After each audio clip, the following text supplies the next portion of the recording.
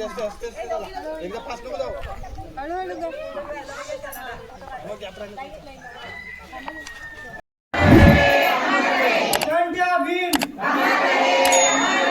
Raghoji Bhangare, Raghoji Bhangare, Veer Eklavya, Veer Eklavya, Baburao शेडमाते, Baburao शेडमाते, Khaja Naik,